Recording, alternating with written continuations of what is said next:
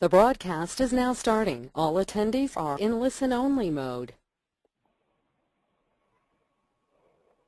Good day, everyone.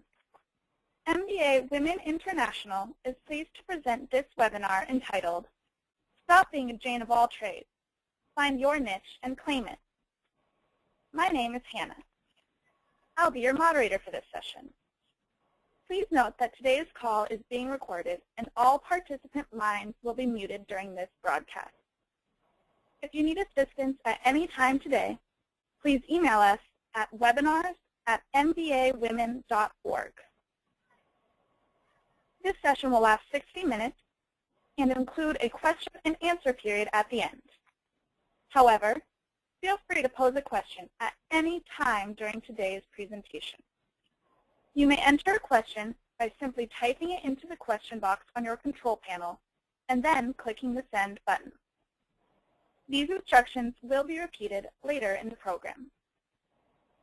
At this point, I would like to introduce today's speaker. Jennifer Ransaw Smith, the founder of Brand ID Strategic Partners, is redefining the way experts and entrepreneurs strategically leverage their skills and talents to position themselves as industry rock stars.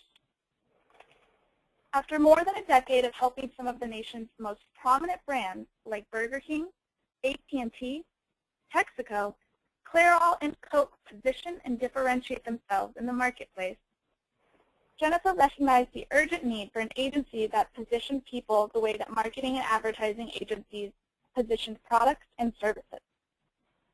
It resulted in the birth of Brand ID Strategic Partners, one of the first full-service personal branding agencies in the nation to transform experts into industry rock stars. Called a true visionary by her clients, Jennifer is on a mission to help dynamic women move out of the back room and into the spotlight. She divides her time between speaking, training, and coaching clients on how to become the person to know in their industry. Hello, everybody. I am so honored to be doing my second webinar with MBA Women International. And before we get started, I happened to pick up the latest issue of Harvard Business Review, the April edition. So if you don't have it, please go get it. The last article in this issue is called Make Yourself an Expert. And I'm just going to read you the first paragraph because it is so relevant to what we're going to be discussing. It says, I don't know what we'd do without him. That's what an executive in a Fortune 100 company recently told us about a brilliant project leader. We've heard the same sentiment expressed about many highly skilled specialists during the 100-plus interviews we've conducted as part of our research into knowledge, use, and sharing. In organizations large and small, including NASA, U.S. Forest Services, SAP, Raytheon, managers spoke of their dependence on colleagues who have a quote-unquote deep smarts, business-critical expertise built up through the years of experience, which helps them make wise, swift decisions about both strategy and tactics. These mavens may be top salespeople, technical wizards, risk managers, or operation troubleshooters, but they are all the quote-unquote go-to people for a given type of knowledge in their organizations.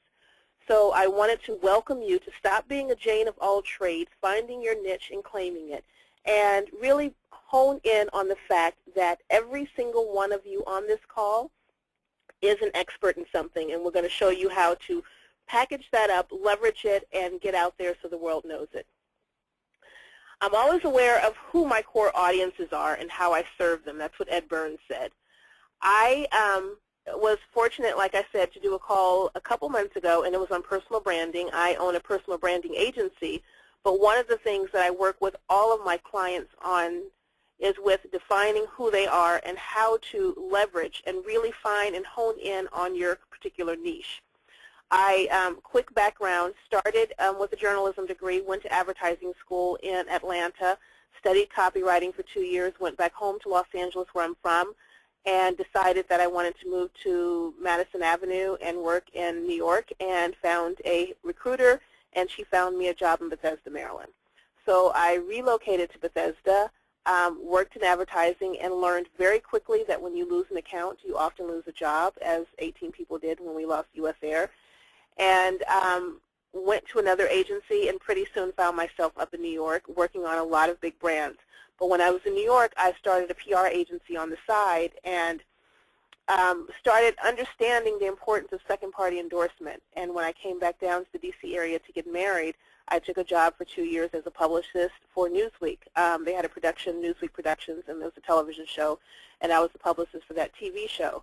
And a couple years later ended up getting a call from an agency, which was a branding firm in Georgetown, and their entire motto was, your brand is your reputation. And I started really falling in love with branding, not necessarily for companies, but during that time, watching people and seeing how a lot of the techniques that we learned could be applied to people. And those who are really skilled and savvy and understand how to position themselves and understand that it's up to them to define how they're seen are the ones who tend to be most successful when they're attracting the kind of opportunities that all of us want, as well as able to demand the fees.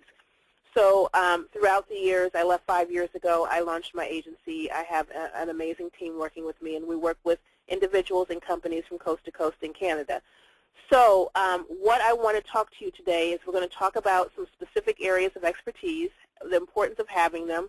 I'm going to give you some fundamental steps that every single person on here can take. We're going to look at a couple great examples, and then we're going to have a discussion or some Q&As. So let me ask you, what are you known for? I want everyone just to take a deep breath and think about it for a minute. You know, what exactly, if I were to ask 3 different segments of your life, you know, those, your colleagues at work, if you're a parent, the other parents in your play groups, people in your congregation, people who are alumni of your college, wherever we can think about, any place that you have a community, would those people in those communities across the board all say the same thing? I'm going to tell you a quick story. I went to a networking event one time, and a woman stood up and she introduced herself, and she said something that appealed to me. So as soon as she said it, I made a mental note and said, after this is over, I'm going to go over and talk to her because I have a client, and this is like 7 years ago, who might benefit from her. And everyone went around the room. It was given by one of the local business journals, this particular event. And when we came back around, she had something else that she did. So she started off and she was like, I am a corporate recruiter. We came back around and she was like, also, I do flowers on the side. We came back around and found out that she's also a massage therapist. So imagine how it went from when, as soon as I heard what she did and thinking that I want to connect with her, to all of a sudden I could not wait to be on the further side of the room. It was too convoluted. You know, there were too many commas after what she did. There's so many of us who are so passionate about a lot of things, but when you're defining yourself and when you're making a name for yourself, you want to make a name for yourself in something very specific. It doesn't mean later on you can't introduce a lot of other things. You take the Oprah formula. You know, she's empowering women and children, and next thing you know, there are 25 million things that fall under that, whether it's radio, it's television, whether it's doing movies, all these things that tend to fall under that simply because she was able to elevate herself and had a strong enough platform doing that first one thing. So I want all of you guys, even if you have a lot of commas, even if you have a lot of passions, to start whittling those down. Does not mean that you can't still enjoy them. It doesn't mean, but it means that if I'm working, I met with someone recently. Actually, 2 weeks ago we were having lunch, and I mean I got 3 business cards from her. So I want each of you to really get clear, if this is what I'm known for, I'm a brand strategist. I should be a brand strategist no matter who you talk to, whatever group. One person shouldn't say she's a brand strategist. Well, I thought she was a photographer. Well, last time I heard, I thought she was something else. So even though a lot of those things are my passions, I have developed a reputation in a very specific area, and so I want you guys to start thinking about that, what your area is. So ask yourself, what are you known for right now? And most importantly, what do you want to be known for? So what are the benefits of having a really strong niche? You're going to attract more of the right kind of opportunities. That your phone will start ringing when I was talking about that article where in the Harvard Business Review this month, when you have a deep level of expertise in a particular area, people seek you out because you're not like everyone else. You're the person who is the quote-unquote go-to person in your division, in your company, in your industry. So start thinking about what it is that you're known for and what you're adding. It increases your earning potential. It gives you so much leverage when you're negotiating. If I'm coming to the table and I'm the only one on the team who's able to do this, whatever that particular quote-unquote this is, you're going to have an advantage when it comes to negotiating for what you're worth. Creates top-of-mind status, places you in a leadership role, provides greater recognition, and increases your credibility, prestige, and positions you as an industry leader. Having a strong niche puts you in a position where you're in control of, absolute control of what your destiny is. The price of not having a strong brand, you become dispensable. It literally, I could hire you, I could hire someone else, it's no big deal. What are you really bringing? You're able to maintain status quo, you're able to do the job, but is that really adding a significant, something significant to our ROI? We're looking at the entire team, we're looking at making cuts. You're a business owner, someone's looking at hiring you, I might be looking at someone else. That's when you put yourself in being price shopped. All of a sudden, I like her, but I like so-and-so. You know, if you had 9 people in a room lined up and all of them do the same thing, all of you guys do the same thing, what is it that you bring that everyone else does not bring? You have less room for negotiation, and you're forgettable. So let's talk about some strategies that each of you guys can start using. I want to ask you, what makes you so fierce? I'm assuming everyone on the phone call, you've gone and you've invested, gotten hardcore education, you have your MBA, and you guys are out there making things happen. Why are you so dynamic? Why would I want you on my team? Why would I want you as a client? Why would I want to be rather a client of yours? So here's what happens when it comes to our niche. I want you to think about everything that you bring to the table. So you have the obvious things. We have obvious things like you were a stellar student, and you went to a top-notch school, or you had a minor in certain things. But let's look at what it is that you've been doing since then, what you have been doing in your career. Let's look at the awards that you've done, that you've received. Let's look at your educational background. Let's look at your passions. Let's look at the years that you spent in your industry. Even if you just started out, I want you to look across the board. What unique vantage point do you bring? Everything that you bring to the table. Why your point of view is different. Maybe you've been someone who's worked in several different industries and they're kind of different enough that you're able to extrapolate things from one industry and bring it to another. So really start paying attention to what your personal footprint, your personal blueprint has been, and reading it like tarot cards. Start reading and figuring out what that story is and what it is that what it is that makes you so amazing. So if I were to talk about myself, I would say one of the things that really separates me from other people, because there are a lot of people who are now, as personal branding is becoming more and more popular, you don't have a ton of people who have agencies just dedicated specifically to personal branding, but you see it everywhere. I mean, there's every other article, every other book, everybody's hanging out a shingle saying I'm a brand strategist. So it's not that you could not find a local brand strategist and probably, within 5 blocks of what you're doing. So what is it that makes me so different? And I'm going to parallel this, so I want you to look at your story. I would say one of the things that makes me different is that when it comes to every single area as far as marketing and advertising and public relations and branding, I have worked deeply with top-notch companies in all of them. So I have been on the front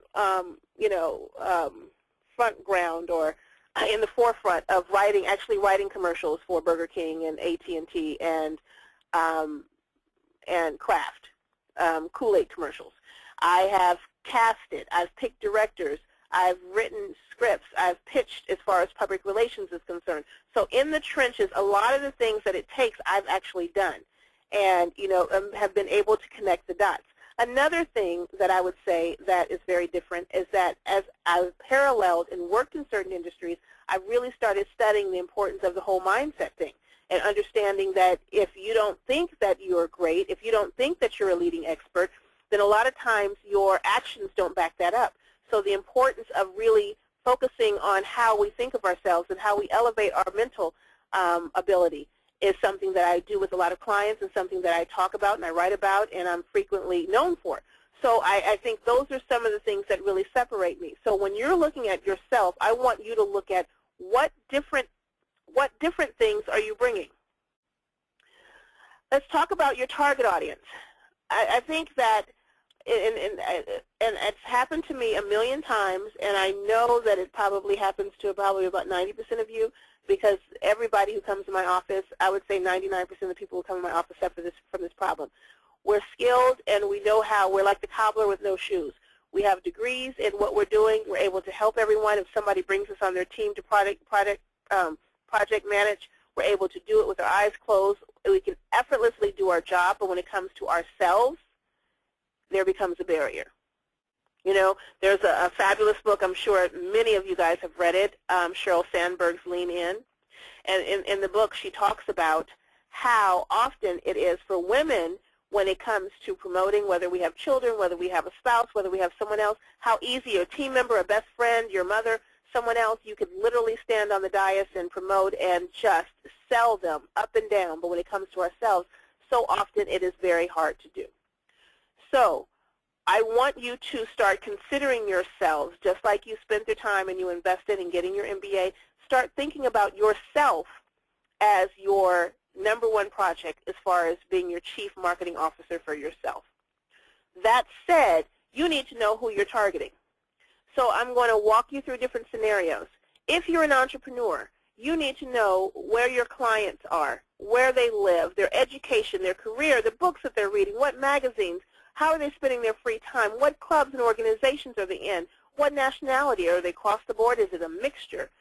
How much do they earn? Are you targeting people who are earning $50,000 less, $50 to $100, $250,000, $1 million? I mean, like really clear on who your audience is. What annual conferences do they attend? Are you trying to be a rock star in a regional area? Are you trying to be an international rock star or a national?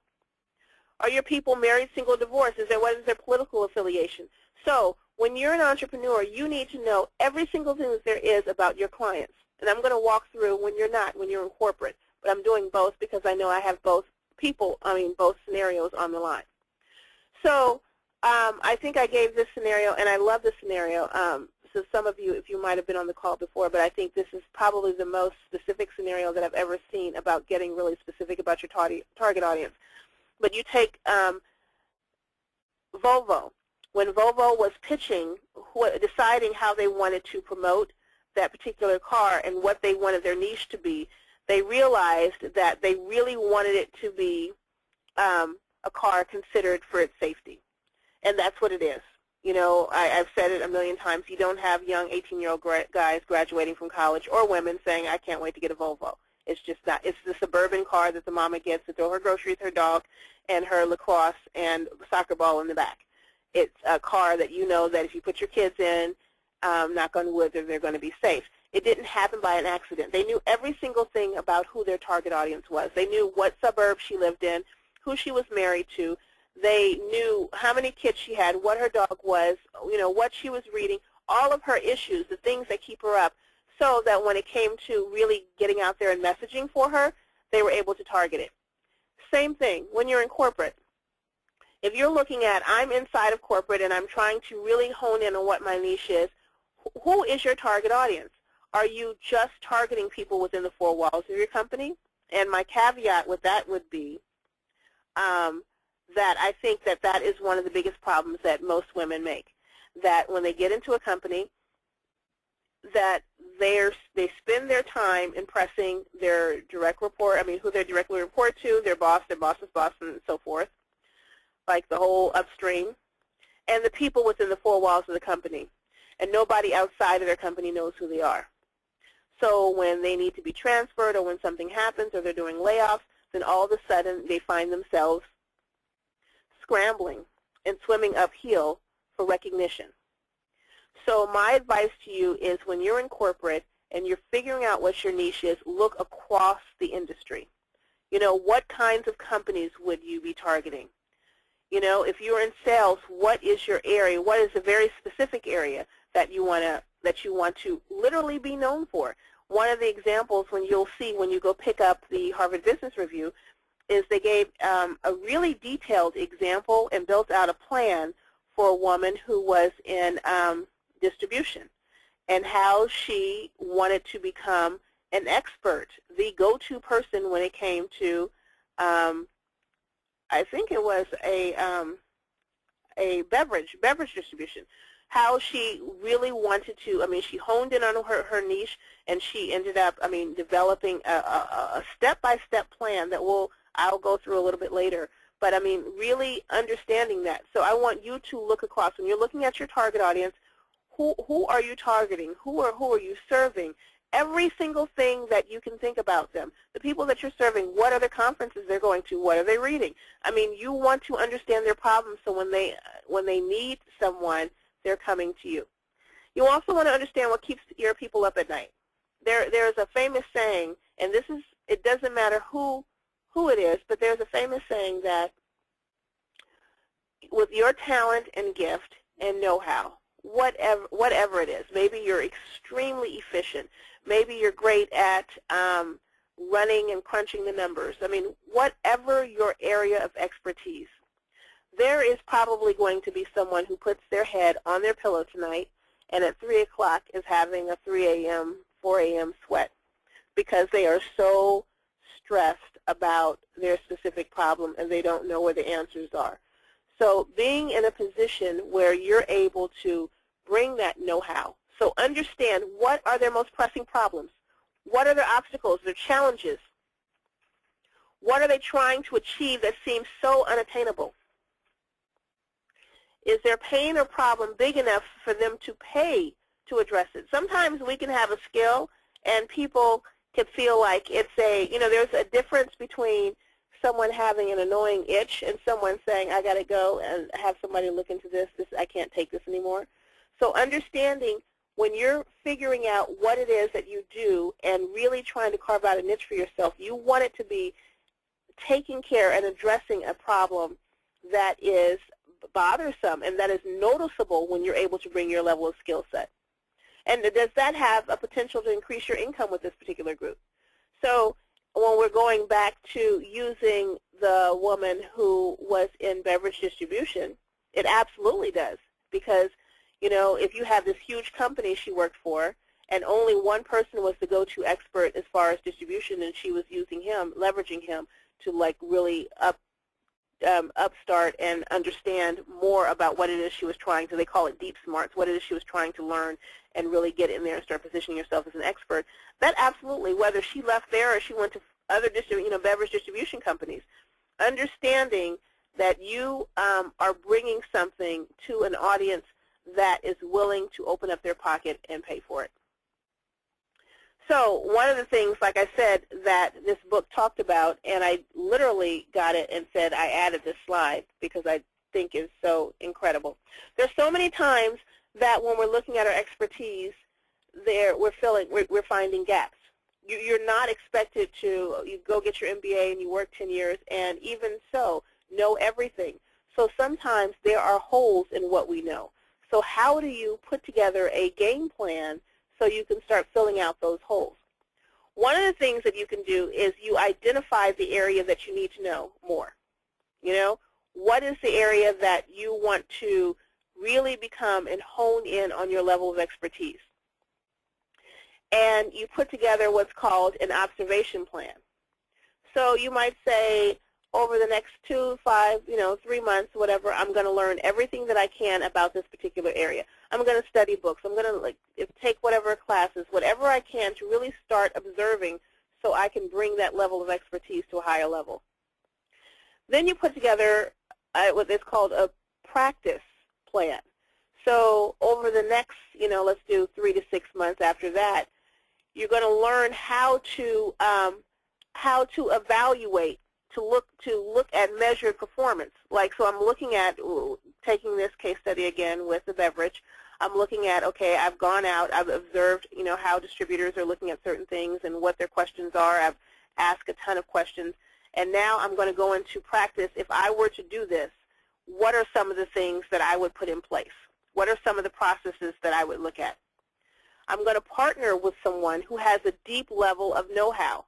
So whatever you're looking at across the field, whether it's in your industry, in your particular company, or just in the industry, and maybe your company doesn't have someone who has a really deep level of expertise in this particular area, who can I partner? Can I identify 1 or 2 people that would allow me to just partner with them and, pick their brain and ask questions and see, in a win-win type of situation, how I can, start to garner their knowledge secondhand. I'm observing, I'm looking at situations, but how I can start getting more, and then putting myself into situations that I take responsibility, putting myself in situations that people start turning to me for that level of understanding.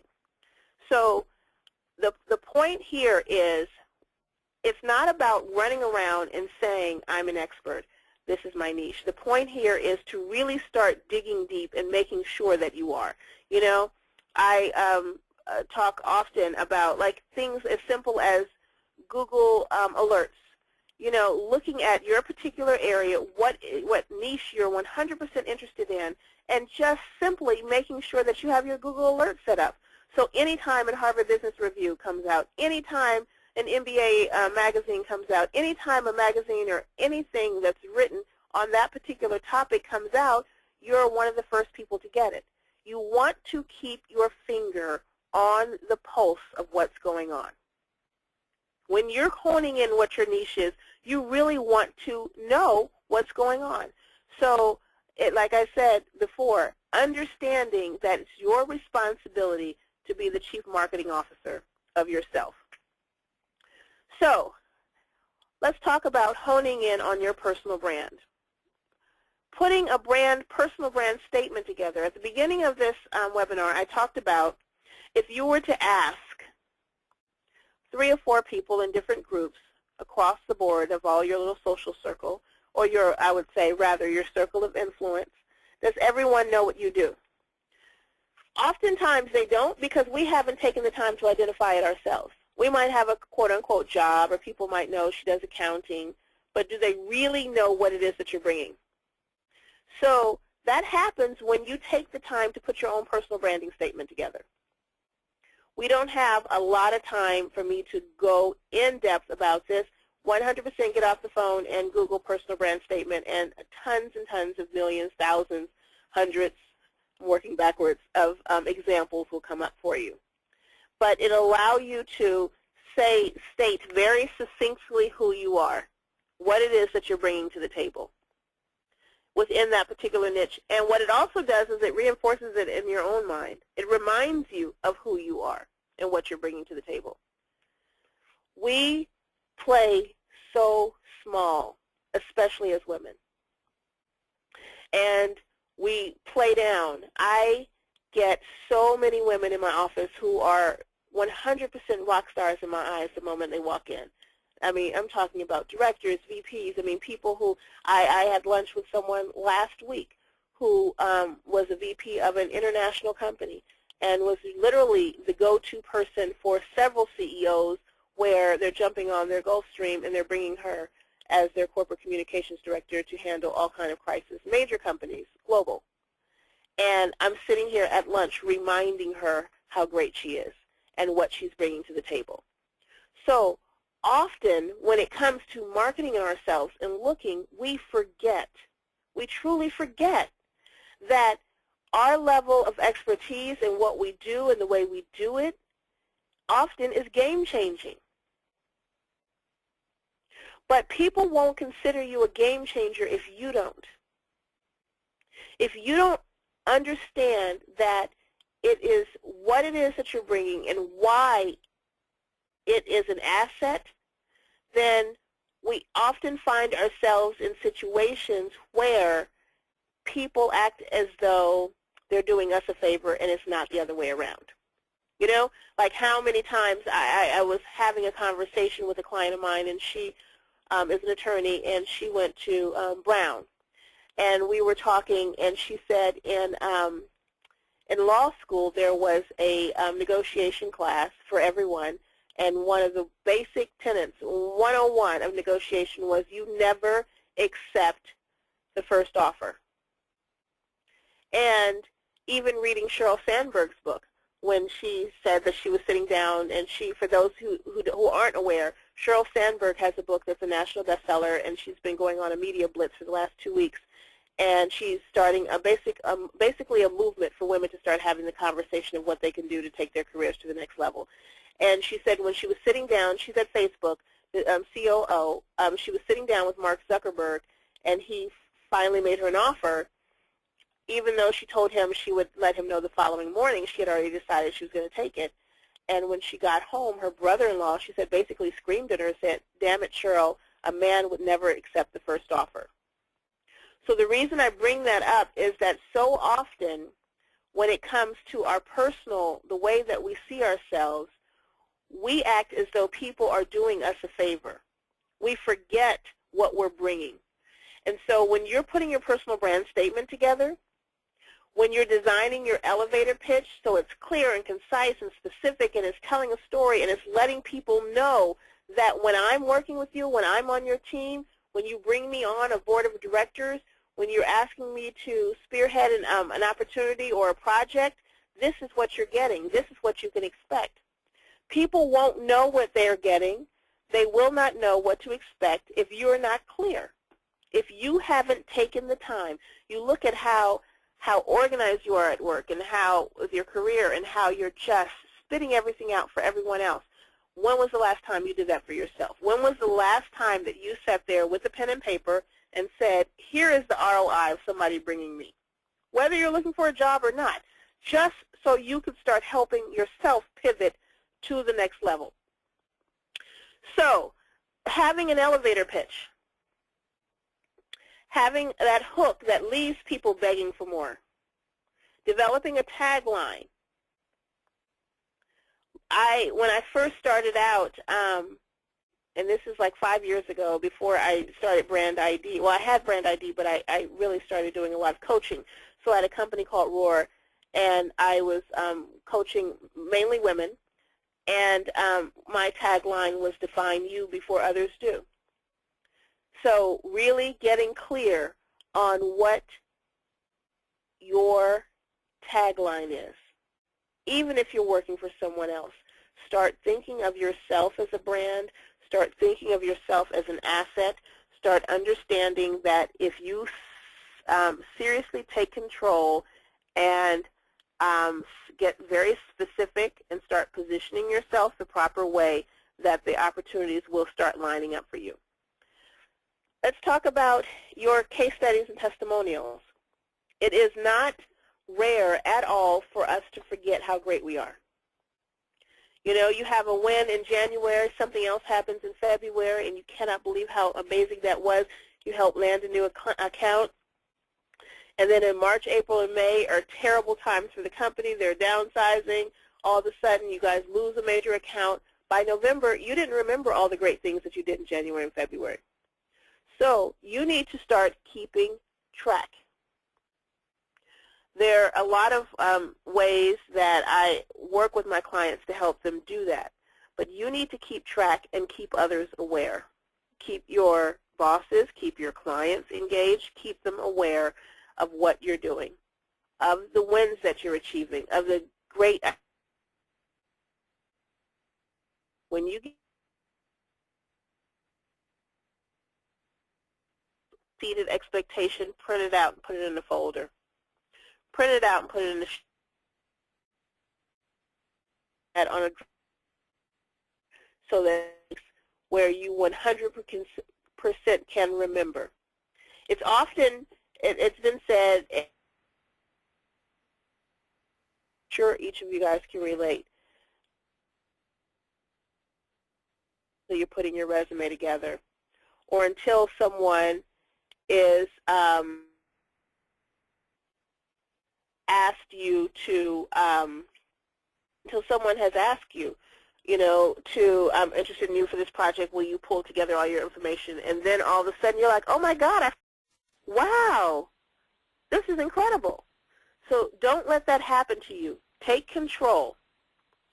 Last thing is I want you guys to develop your $1 million story. And that means getting really clear on why you're getting.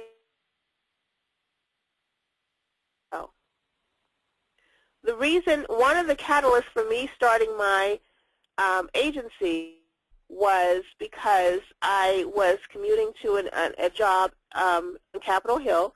I had an amazing team working for me. I worked at a phenomenal agency. It was a dream agency, actually, one of the top 100 in the country, marketing and PR firms. And it was the exact job I prayed for. And I thought that I was going to love everything about it. I had an incredible office. I had the people up of their, and I was 100% miserable. And for me, I felt awful because that was the exact job I had prayed for, and realized that the highlight of my job was not working with the accounts, but it was working with people. And I, at that time, decided that I was interested in personal branding, had been for years. So I used to bring a lot of personal branding elements to my job, and to the point where even one of the directors was like, we love this, Jennifer, but you also have, 4 accounts over here that you need to be working on. Because my whole thing was developing the people in the company. Like, that was the accounts were not, a priority. Well, the point is, when you're looking at telling your story, be transparent and be authentic on how you got where you got, what your failures were, how that helped you. Leverage the things that didn't necessarily go well. Leverage, talk about the things that exceeded your expectations, but understand in a way that when you're engaging people, whether you're going out with, talking to a potential client, whether you're interviewing for your next position, whether you're pitching to get put on a new account, leverage your story and what makes you fantastic. That 100% helps pivot you even further into your niche, So I'm working in with corporations, and I'm working with all these leading brands, and I realized, more importantly, that we had people behind these brands who were phenomenal at what they did, and they were suffering because 90% of them weren't happy with what they did. 75% of them thought they weren't getting paid what they should have been. And, the list goes on and on. So I decided that more importantly what I wanted to do, instead of helping the companies had the teams, they had the money, was to help the people behind them. So look at how you can tell your story in an engaging way. Put together a brand elevation toolkit. I talked about this in my first seminar, but this is 100% important as well when you're putting and really positioning your particular niche, because you want to write your bio so that it hones in on what it is that you do. I was reading a story in Success Magazine. If you are not familiar with Success, I would definitely check it out. It's success.org. I think it's .org or success.com online. And then the magazine comes to any local bookstore. And it comes with a CD. So the CDs are always phenomenal. And so I'm reading Success Magazine, and I'm listening to the CD in the car. And Barbara Corcoran from the Corcoran Group in New York, you guys are probably familiar. She's on Shark Tank, and she sold her business for $1 billion. And it started with a $1,000 gift from her boyfriend. So she's talking about how she always positioned herself at a level higher. She said she always also positioned herself actively where she wanted to go, even though she wasn't there. So she gave an example of how when she first started, she wasn't making a lot of money. She got her first check, she said, from selling a home. It was $300, and she went out and bought, after she paid taxes, a $300 coat from Bergdorf. She said, simply to make me feel and look as though I had the part. She said, I wanted to look like I had arrived, so when clients were like, okay, she's the person I need to work with. So she said her next thing is that she started writing these reports. And she said these reports would be, come from her own information of how many houses she sold and this kind of thing. And she said she would just put them out. And she said she wrote a report on what Madonna would buy. She said, well, first of all, I backtrack. She said she wanted to be a celebrity realtor, even though she wasn't even that busy as a regular realtor. She said, I wanted my niche to be doing celebrity real estate. So she said, I wrote a report. She said, I made stuff up that was like obvious. Anybody could have written it. You know, if Madonna, she was pregnant at the time, moved to New York, here's the kind of building she should look for. She should have a doorman because she has paparazzi. She should have this. She should be close to this. You know, she said, I completely outlined it, put the report out. In 3 days, she said, I was in the New York Times, the Wall Street Journal, TVs were calling, and she said, by the end of my third interview on television, I was called a celebrity realtor, even though I had never sold a home to a celebrity. So it was a self-fulfilling prophecy because as she was called a celebrity realtor, guess whose realtor was watching the show? Richard Gere's. So Richard Gere's called her and said, we're looking for a celebrity realtor to help Richard find a home in New York. So my point is, when you're writing your bio, cultivate what that niche is. Talk about it, you know, what it is that you do. When you're putting your professional headshot together in your speaker sheet, start looking at opportunities for you to talk about that specific niche and what you've learned in your case studies and what you bring to the table, putting a media kit out, getting connected with who are the reporters who are in your industry who service this particular area, going back and leveraging your client testimonials and making sure that everything that you do reinforces your area of expertise. So I want you to identify opportunities. I want you to go for it. You know, going back to Cheryl's book, Lean In, I want you to lean in and take a seat at the table. She talked about how women, she gave an example on how there was a huge meeting in her company at Facebook with Tim Geithner, and his team. And she said Tim, his entire team that came with him, I think, were mostly women. And she said that, you know, they were in the fancy corporate office conference room at the Facebook headquarters, and Tim's people came in, and she said all the guys, you know, went up. We had this huge spread of food and got food and went and sat at the big table, the big long conference table. And she said the women, you know, even though they were his, you know, chief of staff and people who were like working with him, grabbed their food and they all went and sat along the table, along the wall, having conversations. And more than one time she gestured for them to come over and sit down with them. And the women were like, that's okay. And she said it really, really bothered her. And she, at the end of the meeting, pulled them aside and let them know and said, you know, they were like, well, we were fine. And she said, it's not even a matter of you being fine.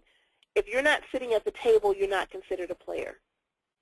So look at your life. Look at how you're positioning yourself. Are you sitting next to the person who has the most power when you walk in the room?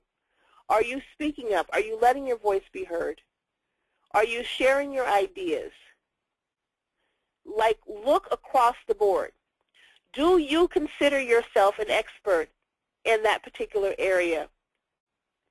So if you are you writing about it? You know, when's the last time you penned an article about it? When's the last time you've written a blog? When's the last time you've connected with journalists? Like, go get a spreadsheet, just like you did in school, in business school. Go get a spreadsheet and write down who are across the board all the journalists who cover your particular niche. Write and introduce yourself. Send them your information. Send them your point of view and strategies and pitches, and connect with them and let them know that you're an industry expert, so whenever they're looking to garner someone's point of view, when they need a quick, and that here's my cell phone number. So if you need something quick, I will call you right back. Start raising your game in your own mind and treating yourself like an industry and a game changer. And consider writing a book. I want you guys are on the call and you've taken off your own time. One of the huge things that I've always said to clients, and especially my clients who are in corporate, is that you don't sit back and wait for someone else to develop you professionally. If you're trying to be a leading expert and your company is not sending people to national conferences, and just say we've taken it out of the budget and we're not sending anyone to national conferences for the next 5 years, does that mean that you're not continuously developing yourself and that you're staying stuck? Like, what are the things that you are doing within your particular area of expertise to be a game changer in your industry? What are the things that you're doing in your industry so when you sit down and you're negotiating for your next raise, you sit down and someone is looking for someone to head up a board with just your level of expertise? They're calling you. So Cheryl, you can tell I just read the book, so I'm trying to use a lot of things that are relevant to what's going on right now. So Sheryl Sandberg was getting off the Starbucks board of directors, and they called her and they said, who would you recommend? And she sent in 3 recommendations for someone who was in the social media world. There was a woman that she met at a conference. The woman was 29 years old, has her own social media company, and she said they've never gotten together in person other than during that conference. The woman would periodically drop her a note, periodically ask a question, but she said the questions that she always reached out to ask were not obvious, not things that she could have found out on her own, or send information that was helpful. So she just positioned herself, developed a relationship, not to bother, to let you know that I'm still here. She was one of the recommendations that Cheryl made to Starbucks, and she's the youngest person to sit on their board at 29. So my point is, step up and look for opportunities to really start positioning you. So an expert is a man or a woman who has made all the mistakes which can be made in a narrow field. Get out there and do it. I mean, I want you to do it. So we talked about her. The one thing that I think that she has done brilliantly, not only as, coming from, with her background, she comes from the government, was able to translate those skills. Cheryl actually went and sat down in front of someone who was in the high-tech industry. She's probably eating her words right now, considering that she went on to Google and then Facebook, but who looked at her and said that we would never, ever hire somebody who is in the government. You don't have what it takes, and you wouldn't even know how to survive over here. So the point is learning how your skills are transferable, learning what your area is, because when you're really good and you've developed that area of expertise, then you're able to translate that to so many different things. So not only did she do that, and she's like completely blazed a trail for women in Silicon Valley, but she also along the way started looking at what she was passionate about, and it happened to be women's issues. It happened to be a lot of the things that other people weren't seeing and speaking about.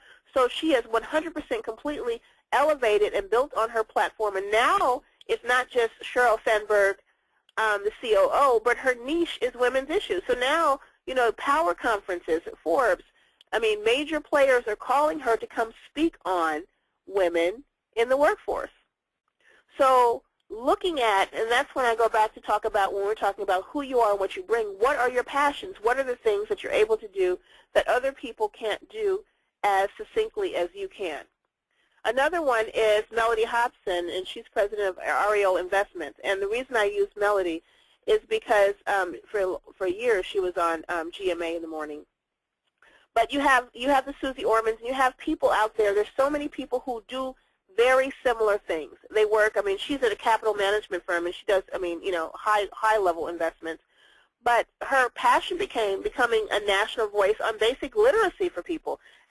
Financial literacy, how do we empower people? So she started taking what it was that she knew and her story, and being able to get a scholarship to this all-girls school and getting a stellar education, and what can I do so I can make sure that people understand basic, where should you invest? How do you save? And so she translated that in a way that has given her amazing opportunities across the board. And she as well is sitting on, high levels. She's also on Starbucks boards. We're talking about major boards that they're making great money. They're using their voice, and they're being sought after for their level of expertise because they've honed it in a way that people really understand the values that they're bringing. For those who are entrepreneurs, we have Allie Brown, who she literally started her entire I think she's at 10+ million now, business with how to write an online newsletter, which is called an e-zine, and has literally built that into a point and plateaued that and realized that so many women were seeking her out. Again, she did a spin towards women that she has become like one of the go-to gurus for women entrepreneurs in the country. And she is speaking, and she's a philanthropist now, and I mean, like complete rock star, we're talking about, thousands of people sitting in the audience, by leveraging what it is that she does. So I want you to look at your life and how you can take a broader stroke. You have like a paintbrush and you've painted these broader strokes, and how you position it and bring it down some. Then I want you to consider, ask yourself, how often are you recommended for projects? How often?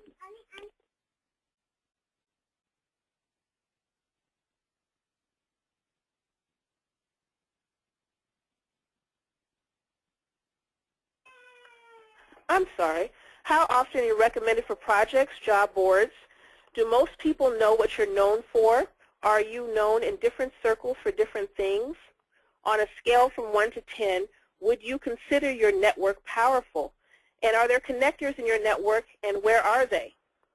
I want you to start looking at how you can leverage those connectors. I want you to look at, across the board, are people coming and seeking you out for what it is that you do? So let's take any questions now.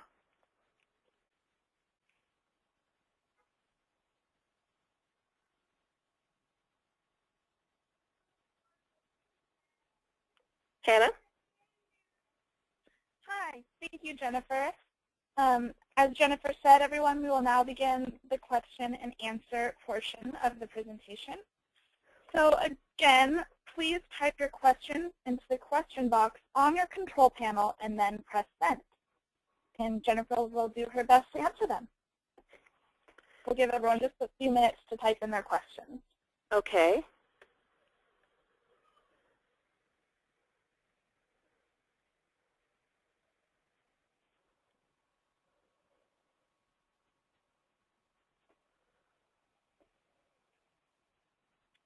Oh, we have someone asking if you could put up the previous slide for a minute. Yes. To do that. This one right here? Does it say specifically which one? Yes, that's the one. Thank you. Okay.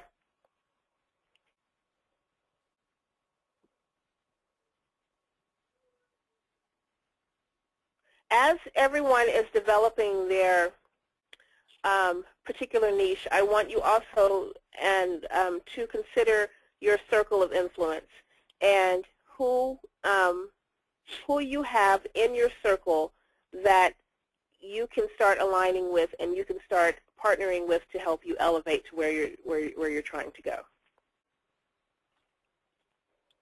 Great, thank you. Here's the first question. Can't becoming a specialist also lock you into an industry or area? I prefer being a generalist because it can keep more options open.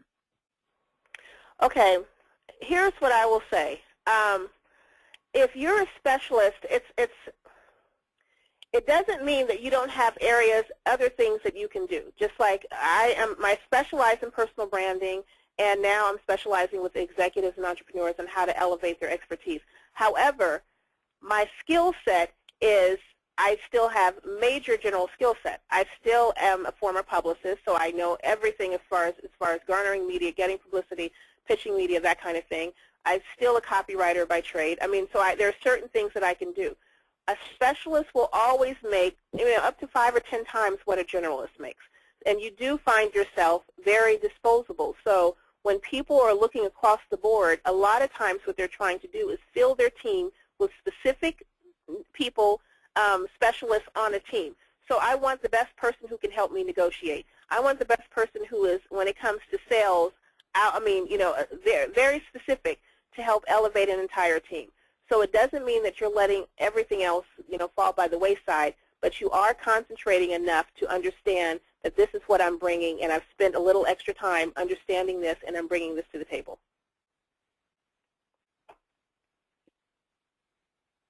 Great, thank you. Here's another question, kind of along the similar line. How can you help someone that has too many hats? Okay, that happens to me probably once a week with somebody who walks through my door. I would say what we do is we start with working broader, like looking at, and it's hard to get specific when I don't know exactly what you're talking about, but looking at a broader stroke, what is it that you absolutely love to do, that you would that you could do with your eyes closed? Under all of those things, there are things that you can enjoy doing on the side, but what is it that you truly love to do? Like Marcus Buckingham talks about, and those of you who aren't familiar, write his name down. He has several books out and an amazing website, MarcusBuckingham. He talks about operating in your strength zone 80% of the time. He did a day-long, and it's probably still available. He did a one-day-long a workshop for Oprah, and she offered it to the entire world for free. And so it was online, and it's probably still housed online, and it's amazing. So if you can Google it and try to find it, I would highly recommend it. You need to spend a half day on it, though, because it takes forever. But, I mean, it really talks about how to get very, very, very clear on what it is that you're doing. Because when you're operating in your strength zone, then, I mean, literally, you're able to take it to the next level. And so how you can start moving towards that strength zone 80% of the time. A lot of times it's hard for a lot of people. Some of you are in situations where you're in a small shop and everyone is wearing every hat. Some of you are in situations where they've downsized or they're about to, and so you're doing multiple jobs. So it's sometimes very hard. It's harder to do that. It doesn't mean it can't be done. For example, when I came from a creative background, and then when I started moving over to the account side as I moved up in an agency and stopped being the person who was creative and writing the commercials, I found myself challenged because I still can't do Excel. So I remember they brought in someone to help me for 2 days to figure out what a cell was and all that basic stuff. I still can't do it, still couldn't, so we had to turn it over to a secretary. My point is, my time, instead of me sitting there for 7 or 8 hours trying to figure out how to merge something and do that when someone else could have done it in 10 minutes, was much better spent, and they agreed on me pitching new business, on me doing new business development, on me doing working with clients and helping them launch national campaigns. So it ended up me merging into what it was that I loved doing and not having to spend as much time doing the things that I found challenging. So it really is, if you're wearing multiple hats, you start making a cognizant effort to pay attention to, if I have all of these hats on, which ones feel best? Which ones, I mean, kind of facetious, but which ones look best on me? So maybe there are 1 or 2 things that really help you and you're really in your groove, then you start paying a little bit more attention to those, and you start doing it and positioning yourself as really an expert in those areas, so you're sought out more for the things that you like to do, and the other things start whittling away, and they put it with people who are more in alignment with that. Great, thank you. I'm trying to specialize, but offers keep coming in for other projects in other areas. How do I decide whether or not to leave my passion to do the other work, besides just financially? Okay. I would, if you're getting offers, I would make a cognizant decision, besides the financial part, to start turning down things that are not in alignment, and you can just start letting people know. So if you're offering me something, you know, I really appreciate that. I mean, I honestly do. I am really trying to spend more time in this. This is a particular area of interest, and I want to spend more time focusing in this particular area. So if something comes down the pike that happens to be in A, B, or C, then please let me know. I am your go-to person. I would 100% start doing that. There's a story that I tell about a woman who, this is a true story, she's on Wall Street, and she was turned down for opportunity when she put her hat in the ring for a new promotion, and her boss said, you're not strong enough, you're not tough enough for this position. So she did like a 90-day rebranding. And she literally, anytime she was sitting at the conference table and somebody would say, I'm having a hard time getting this client to call me back, she would raise her hand and say, give them to me. Like, those are the kind of clients I eat for breakfast. If she was walking down the hall and someone was saying, you know, I'm stuck on this idea, she would, you know, raise her hand. Oh, I love that kind of stuff. Hand it to me. I mean, anything that she could do to position herself as the go-to person, as someone who is going to be, I don't want to use the word ruthless, but do whatever it takes to get the job done. 90 days later, she had that promotion. So my point is, you can vocally start stepping in, like we were talking about Barbara Corcoran, looking at, you know, you're getting offers. I appreciate that. I honor the fact that you're valuing what I'm bringing. but here's some of the things of interest to me. And so if you can see a way for us to work together doing this, I would love to work with you, that kind of thing. Wonderful. Thank you.